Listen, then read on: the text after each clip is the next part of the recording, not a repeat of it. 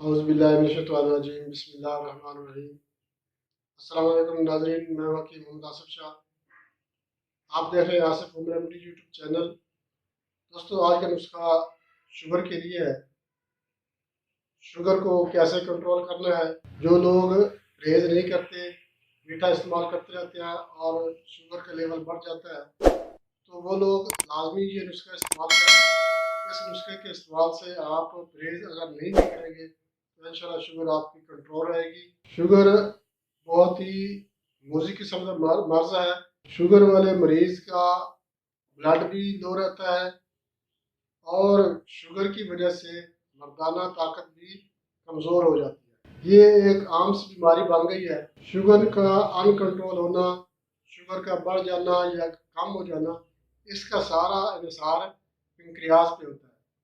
जब हमारे जिस्म में पेनक्रियाज अपना फंक्शन, अपना काम सही अंदाज से नहीं करेगा तो शुगर अनकंट्रोल हो जाएगी, जिसकी वजह से जिस्म में कमज़ोरी और जिस्म में दर्द शुरू हो जाती है और जिस्म में बेचैनी सी पाई जाती है। दोस्तों, शुगर कंट्रोल करने के लिए ये नुस्खा बहुत ही मुजरब नुस्खा है।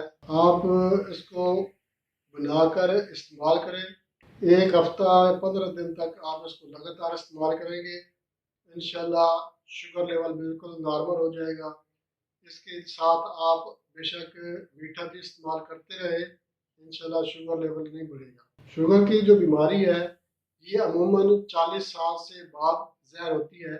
40 साल के बाद शुगर लेवल जो है वो अनकंट्रोल हो जाता है, या तो बढ़ना शुरू हो जाती है या शुगर कम होना शुरू हो जाता है। इस नुस्खे के इस्तेमाल से शुगर बेशक आपका बढ़ता हो, शुगर लेवल कम होता हो, इंशाल्लाह कंट्रोल में आ जाएगा, नॉर्मल हो जाएगा और पेनक्रियाज जो है ये भी अपना फंक्शन अच्छे तरीके से करना शुरू कर देगा। दोस्तों, नुस्खे के अज्जा नोट कर लें।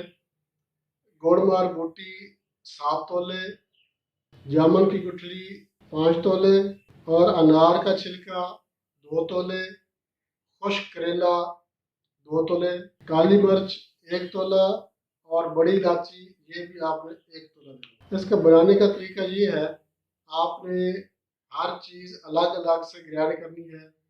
करेले का छिलका ये खुश्क होगा, इंशाल्लाह ये भी अच्छे तरीके से ग्राइंड हो जाएगा। उसके बाद ये जो बड़ी इलायची है इसका छिलका भी आपने ग्राइंड करना है।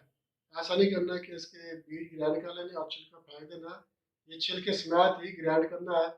ये जब सारी चीज़ें आपने अलग अलग ग्राइंड कर लेनी है, उसके बाद आपने इन सब चीज़ों को इकट्ठा मिक्स करके यकजान कर लेना है। तमाम चीज़ों को आपने जब मिक्स करेंगे, तमाम चीज़ों को आपने मिक्स करके किसी जार में बंद करके महफूज कर लेनी है। अब इसका तरीका इस्तेमाल ये है, 1 चम्मच आपने सुबह ताज़े पानी के साथ और 1 चम्मच शाम को ताज़े पानी के साथ इस्तेमाल करें।